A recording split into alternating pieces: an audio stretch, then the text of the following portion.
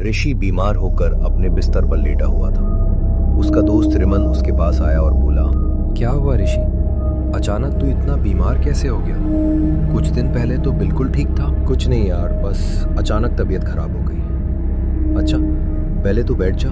रीमन आकर ऋषि के पास कुर्सी पर बैठ जाता है और उसकी तरफ चिंतित नजरों से देखने लगता है। यार, तूने कुछ साल पहले इतना अच्छा घर बनाया, तेरी चाय की दुकान भी अच्छी चल रही थी, फिर अचानक ऐसा क्या हो गया? ऋषि ने गहरी सांस ली और अपनी कहानी सुनानी शुरू की। याद है, तुमने मुझे दुकान खोलने के लिए पैसे दिए थे। उन्हीं पैसों से मैंने सड़क किनारे एक छोटी सी चाय की दुकान खोली थी। कमाई ज्यादा नहीं होती थी, इसलिए मैं रात तक दुकान खुली रखता था। कभी कोई बस ड्राइवर या जीप वाला आ जाता तो कुछ अच्छी कमाई हो जाती। एक रात करीब 9:30 बजे का समय था। हल्की हल्की बारिश हो रही थी। ऋषि अपनी दुकान पर बैठा था। काफी देर से कोई ग्राहक नहीं आया था। वो उदास होकर दुकान बंद करने ही वाला था कि तभी एक अजनबी उसकी दुकान पर आए और चाय मांगी। भाई, एक चाय पिला देगा? मैं दुकान बंद करने जा रहा हूं। अरे भाई, एक चाय तो पिला दे। ऋषि ने सोचा, चलो कुछ पैसे ही मिल जाएंगे। उसने चाय बनाई और दे दी। अजनबी ने चाय पी और बिना पैसे दिए जाने लगे। अरे रुको,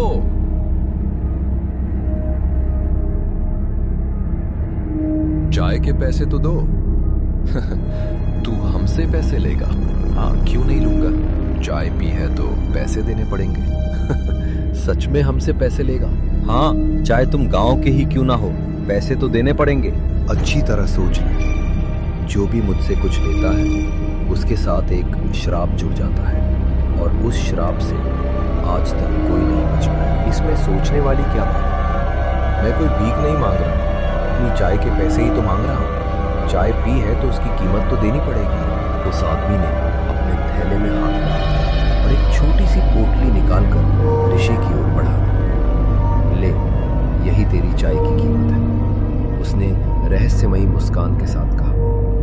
ऋषि ने बिना कुछ सोचे समझे वो पोटली ले ली। उसे लगा कि शायद उसमें कुछ पैसे होंगे। फिर उसने अपनी दुकान समेटी, शटर बंद किया और घर की ओर चल पड़ा। रात काफी हो चुकी थी, इसलिए उसने ये देखने की भी जहमत नहीं उठाई कि उस पोटली में आखिर क्या है।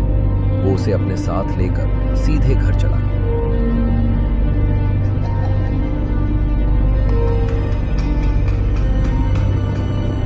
घर पहुंचकर ऋषि ने वो पोटली अपनी पत्नी को दे दी। पत्नी ने पूछा, इसमें क्या है? एक पागल था, चाय पी और पैसे की जगह ये पोटली दे गया। सुबह देखेंगे।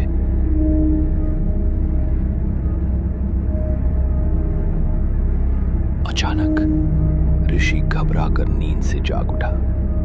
उसकी सांसें तेज चल रही थी और उसका पूरा शरीर पसीने से भीगा हुआ था। ऐसा लग रहा था मानो उसने अभी अभी कोई बेहद भयानक सपना देखा हो। उसका दिल तेजी से धड़क रहा था। ये कैसा सपना था? क्या वो आदमी सच में? ऋषि की आवाज अचानक रुक गई। उसने अपना सिर झटका और खुद को समझाने की कोशिश की। अरे नहीं, ऐसा कैसे हो सकता है? ये सब मेरा वहम है। मैं कुछ ज्यादा ही सोच रहा हूं। ऋषि ने खुद को तो समझा लिया, लेकिन उसके दिल में बैठा डर अब भी कहीं गया नहीं था, क्योंकि उसे नहीं पता था कि उसका देखा हुआ सपना सिर्फ एक सपना नहीं था, वो एक चेतावनी थी। अगली सुबह जब पोटली खोली गई तो उसमें 5 पीले सिक्के थे। देखा, मैंने कहा था ना कि वो पागल था। पीतल के सिक्के पकड़ा के चला गया, लेकिन उसकी पत्नी सिक्कों को ध्यान से देखकर बोली, मुझे तो ये सोने के लग रहे हैं। कोई चाय के बदले सोना देगा क्या? रुको, मैं सुनार को दिखा कर आती हूँ। करीब आधे घंटे बाद वो दौड़ती हुई लौटी। मैंने कहा था ना, ये असली सोना है। मैं अपनी पत्नी से बोला, तू रुक, मैं जाकर पता लगाता हूँ। मैं तुरंत सुनार के पास पहुंचा और उसे वो सिक्का दिखाया। सुनार सिक्का देखते ही बोला, अरे अभी कुछ देर पहले भाभी भी यही सिक्का लेकर आई थी, वो भी यही पूछ रही थी। फिर उसने सिक्के को ध्यान से देखा और कहा, ये तो खरा सोना है, लेकिन तुझे ये मिला कहाँ से? मैंने उससे झूठ बोल दिया। यार मैं घर के आंगन में खुदाई कर रहा था, तभी ये सिक्के मिले। सुनार हैरानी से बोला, तेरे पास ऐसे कितने सिक्के हैं? मैंने कहा, अभी 4 और हैं। सुनार कुछ देर सोचकर बोला, देख मेरे पास इतने पैसे नहीं हैं कि मैं सारे खरीद सकूं, लेकिन शहर में मेरा एक दोस्त रहता है, मैं तुझे इनके अच्छे दाम दिलवा दूंगा, बस 20% कमीशन मेरा होगा। मैं हंसते हुए बोला, अरे यार 20 नहीं 50% भी ले लेना, मुझे तो अभी भी यकीन नहीं हो रहा कि ये सचमुच सोने के सिक्के हैं। शाम होते होते सुनार का दोस्त मेरे पास आया और मुझे ढेर सारे पैसे देकर चला गया। इतने सारे पैसे देखकर मेरी खुशी का ठिकाना नहीं रहा। मैं मन ही मन सोचने लगा, शायद वो आदमी सच में पागल था जो 1 कप चाय के बदले मुझे सोने के सिक्के देकर चला गया। तभी मेरी पत्नी बोली, हो सकता है उसने गलती से तुम्हें वो सिक्के दे दिए हो, क्या पता वो उन्हें वापस लेने आ जाए। फिर उसने चिंता भरे स्वर में कहा, तुम एक काम करो, कुछ दिनों तक दुकान मत जाना। मुझे उसकी बात सही लगी, इसलिए मैंने भी कुछ दिनों तक दुकान पर न जाने का फैसला कर लिया। लेकिन इसके बाद मेरे साथ अजीब अजीब घटनाएं होने लगी। रात को जब भी मैं सोता, वही आदमी मेरे सपनों में आ जाता। उसके चेहरे पर हमेशा एक अजीब सी शैतानी मुस्कान होती थी, ऐसी मुस्कान जैसे वो मुझसे कुछ कहना चाहता हो या किसी अनहोनी का संकेत दे रहा हो। मैं उसे देखता रहता, लेकिन वो कभी एक शब्द नहीं बोलता, बस चुपचाप मेरी तरफ देखता रहता। और फिर उसकी मुस्कान धीरे धीरे और डरावनी होती चली जाती। इसके बाद उसकी आंखें काली पड़ने लगती, इतनी काली कि उनमें कोई पुतली दिखाई नहीं देती थी। कुछ ही क्षणों में उसकी पूरी आंखें गहरे अंधेरे में बदल जाती और फिर वो धीरे धीरे काले धुएं की तरह अंधेरे में खुलने लगता। पहले उसका चेहरा गायब होता, फिर उसका शरीर, और आखिर में उसकी वो शैतानी मुस्कान भी अंधेरे में समा जाती। पता नहीं क्यों, लेकिन हर रात वो सपना पहले से ज्यादा डरावना होता जा रहा था। मैंने ये बात अपनी पत्नी को भी बताई, लेकिन उसने मेरी बात सुनकर हंसते हुए कहा, अरे तुम भी ना हर समय उसी आदमी के बारे में सोचते रहते हो, दिन भर उसी की बातें करते हो और रात को उसी के बारे में सोचते रहते हो, इसलिए तुम्हें ऐसे अजीब अजीब सपने आते हैं। नहीं, बात सिर्फ इतनी नहीं है, उसके चेहरे की वो मुस्कान, वो काली आंखें, सब कुछ इतना असली लगता है कि जैसे वो सचमुच मेरे सामने खड़ा हो। अरे छोड़ो भी, ये सब तुम्हारे मन का वहम है। थोड़ा कम सोचोगे तो ऐसे सपने आने भी बंद हो जाएंगे। उसकी बात सुनकर मैं भी चुप हो गया, लेकिन न जाने क्यों मेरे मन में एक अजीब सा डर बैठ चुका था। मुझे बार बार ऐसा महसूस हो रहा था कि वो आदमी सिर्फ मेरे सपनों में नहीं, बल्कि मेरी जिंदगी में भी धीरे धीरे वापस लौट रहा है। काफी दिनों से मैंने अपनी दुकान नहीं खोली थी। घर में बैठे बैठे मैं बुरी तरह ऊब चुका था। आखिर एक दिन मैंने फिर से अपनी चाय की दुकान खोलने का फैसला कर लिया। उस रात करीब 9 बजे का समय था।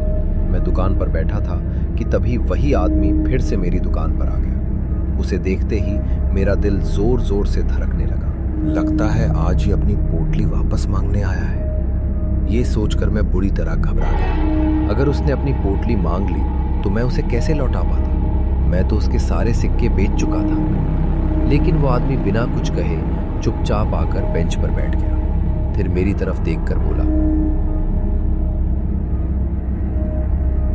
भाई एक चाय पिला दो।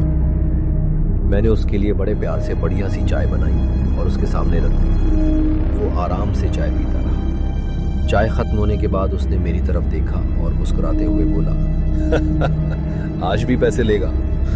क्यों नहीं लूंगा। अच्छी तरह सोच ले, मैं जब भी किसी को कुछ देता हूँ उसके साथ एक श्राप भी जुड़ जाता है। मुझे मंजूर है। आदमी ने अपनी झोली में हाथ डाला और एक छोटी सी पोटली निकालकर मेरे हाथ में रख दी। फिर उसने मुझे एक अजीब सी रहस्यमयी मुस्कान दी और बिना कुछ कहे अंधेरे में गायब हो गया। मैं बेहद खुश था। जैसे ही मैंने पोटली खोली, मेरे होश उड़ गए। उसमें फिर से सोने के 5 सिक्के रखे थे। मैंने वे सिक्के बेच दिए। उन पैसों से अपना घर बनवाया और अपने बेटे सुंदर को पढ़ाई के लिए शहर भेज दिया। लेकिन मुझे नहीं पता था कि मैं अपने परिवार की खुशियों के बदले क्या कीमत चुका रहा हूं। एक रात मैं गहरी नींद में सो रहा था, तभी मुझे फिर वही डरावना सपना दिखाई दिया। मेरे सामने वही आदमी खड़ा था, उसके चेहरे पर वही शैतानी मुस्कान थी। वो धीरे धीरे अंधेरे में गायब होने लगा, लेकिन इस बार कुछ अलग था।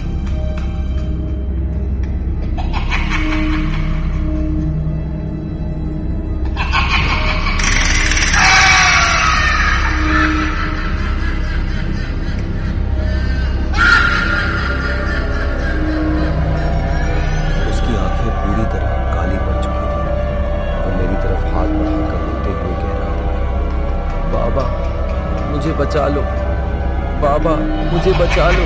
उसकी आवाज पूरे अंधेरे में गूंज रही थी।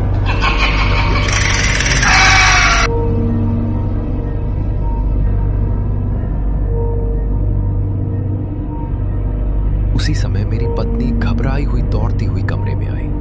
उसके चेहरे पर डर साफ दिखाई दे रहा था। कांपती आवाज में वो बोली,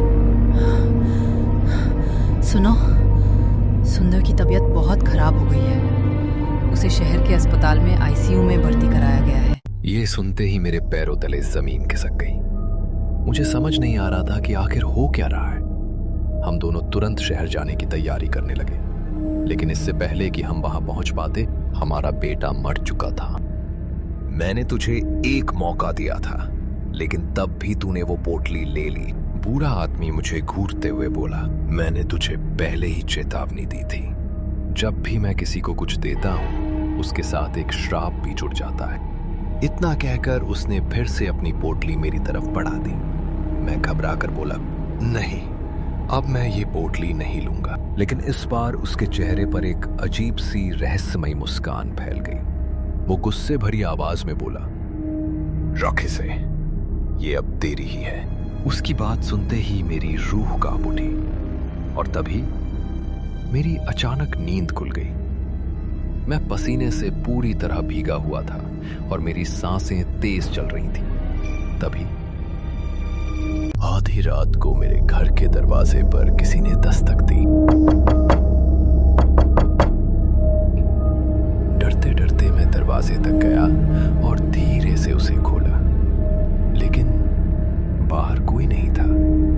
मैंने इधर उधर नजर दौड़ाई, तभी मेरी नजर दरवाजे के ठीक बाहर रखी एक छोटी सी पोटली पर पड़ी। मेरे हाथ कांपने लगे। मैंने हिम्मत करके पोटली खोली और मेरी सांसें थम गईं। उसके अंदर वही 5 सोने के सिक्के रखे थे। अब मुझे सब समझ आ चुका था। श्राप अभी खत्म नहीं हुआ था, वो मेरे साथ ही था। अगले ही दिन मेरी पत्नी की तबीयत अचानक बिगड़ गई। डॉक्टर वजह नहीं समझ पाए। कुछ दिन बाद एक और रात मेरे दरवाजे के बाहर फिर से एक नई पोटली रखी मिली और उसी दिन से मेरी अपनी तबीयत भी लगातार खराब रहने लगी। अब मुझे यकीन हो चुका था। पहले मेरे बेटे की बारी थी, फिर मेरी पत्नी की, और अब अगला नंबर हमारा था।